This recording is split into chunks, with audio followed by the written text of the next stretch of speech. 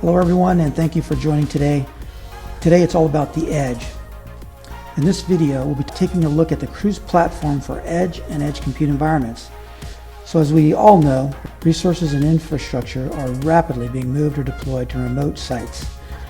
This is primarily to enhance performance and put those compute resources closer to business users where services and computing are really needed the most. At the edge, you may be delivering internet service for hundreds of retail sites or supporting distributed 5G processing for thousands of IoT endpoints. Management scaling to support remote edges can introduce some challenges. In this presentation, we'll explore how the Cruz platform will address these unique challenges for deployment, management, configuration, and monitoring for these edges. Here we see some edge examples. There's a variety of edge environments and potentially large numbers of remote edges and edge compute resources. At the branch site, you may have UCPEs, an edge appliance, VNFs, VMs, SD-WAN solutions, firewalls, virtual firewalls, physical firewalls, access switches, as well as servers and wireless. For cell networks, we're increasingly seeing the network edge where we are virtualizing using hyperconverged platforms. We see virtualization of radio access networks, vRAN, as well as other virtual functions.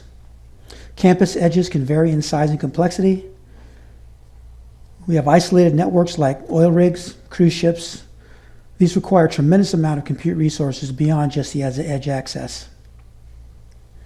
We have content delivery networks for video, TV, these televised remote events, casinos. In distributed clouds, we're going to see hyperconverged environments. These HCIs really simplify the ability to scale your cloud edge environment. And of course, IoT, as I mentioned, is really taking off with the adoption of 5G. Wireless capabilities and increasing volumes of IoT devices and data requirements from sensors and other IoT devices means optimizing, tuning, and managing these environments is a must. And then, of course, security is always of highest importance, and CruzOC will ensure secure management as well as enforcement of your secure policies. So let's take a little bit of a look at what these edge infrastructure might look like. Here we have a small single platform. Smaller edges may only have a single edge device and some minimal assets. This may be a simple SD-WAN edge appliance.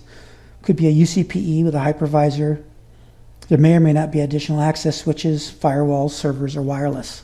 As we get a little bit larger, the medium sizes may have redundant devices for high availability, redundant edge servers, redundant access switches.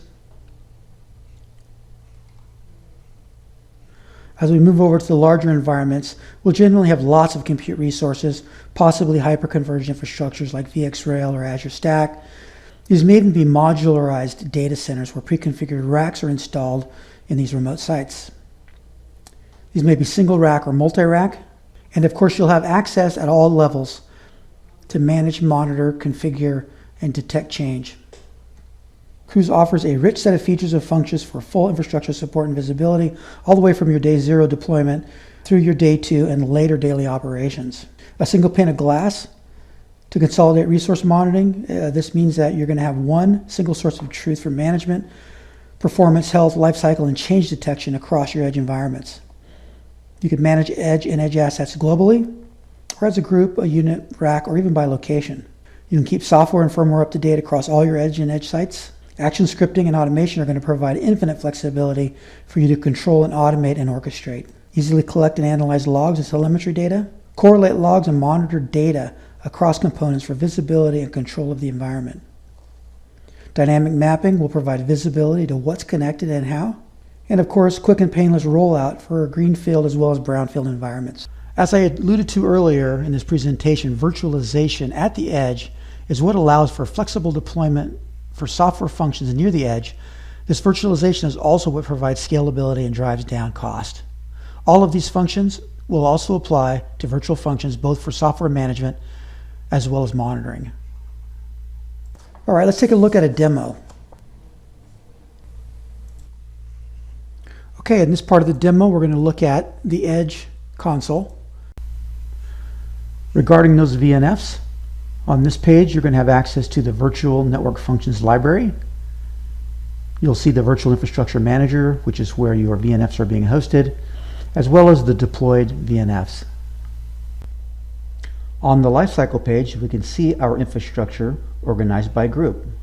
So here you can consolidate all of your racks or your edges into groupings so that you can easily see what's in them. So here we can see manage resources as we click on various edges. These happen to be racks. They could be just a VEP or some UCP equipment, but you can immediately see all the equipment related to those particular groups. With the right-click option, you can send this to a topology to look at a topology view. If you want to see linkage between your top of rack and your other elements of your rack, it's very easy to see that. Of course, you can right-click on any of these groups and do a backup, restore, or deploy on the rack. Down below, you'll have options to every element in the rack to be a little more granular if you need to right-click and perform any sort of action script, change the termination, direct access, all sorts of features here on backup and restore and deploy on an individual basis, gather performance. All of those things are available to you here.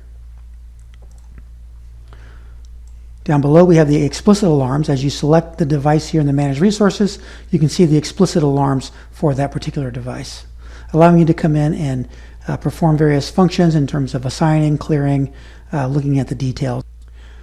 In our workflows and action groups, we can control how things are applied to these racks. For example, you may want to deploy a iDRAC BIOS image on a series on one or more of your devices, and then maybe a secondary action would be to go and deploy firmware at the top of the stack. All of those can be batched up in our workflows, so you can stack up these various actions. Here you see deploying an image to top of rack, deploying an iDRAC BIOS, and then power cycling the iDRAC. So you can control the order here and actually when these execute through a schedule. Of course, all your images are here. If you want to select an image and deploy, it's a matter of right-click and deploying to the selected targets. There's a full set of reports here for all of your assets. You can report edge assets by group, by location, however you need to here. You can run firmware reports, firmware change reports to track changes in your environment, looking at hardware change reports as new elements are added or removed. A variety of other reports here available to you for your edge infrastructure.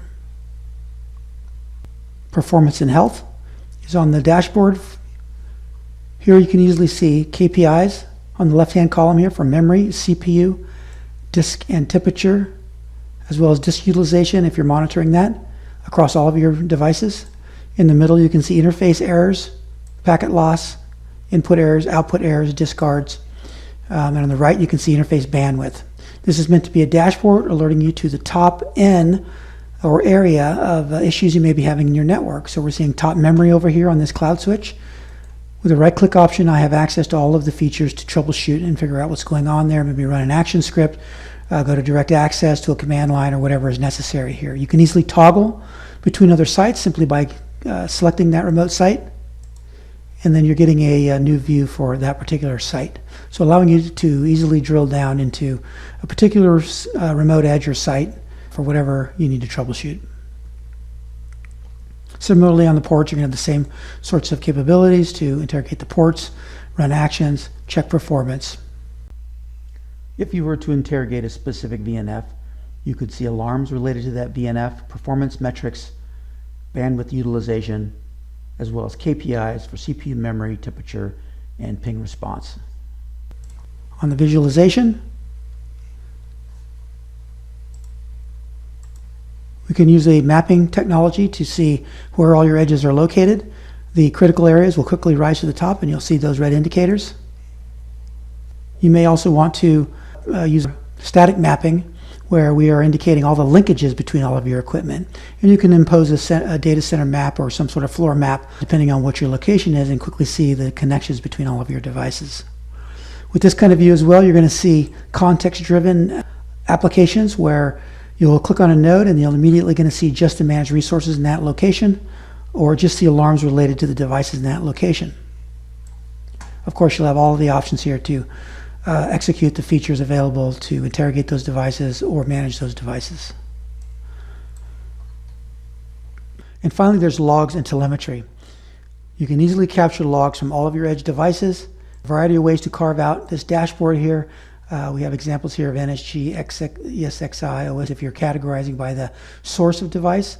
However you organize this, you can easily go into details and interrogate your logs in much more detail, clicking on graphs to further filter if you need to do that, or as well as adding your own custom filters. Okay, that wraps up our overview of Edge today.